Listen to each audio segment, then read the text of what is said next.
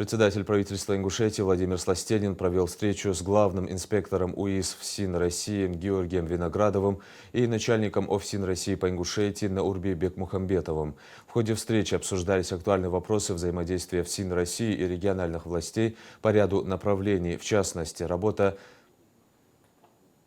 пенитенциарной системы в регионе. Особое внимание уделили вопросам социальной адаптации и ресоциализации осужденных после освобождения. Наурби Бекмухамбетов рассказал о предпринимаемых мерах по реализации положений закона о пробации. В ходе обсуждения затронули проблемные вопросы, требующие решения на региональном уровне. В частности, речь шла о необходимости включения мероприятий по ресоциализации и социальной адаптации осужденных в действующие или новые государственные программы республики.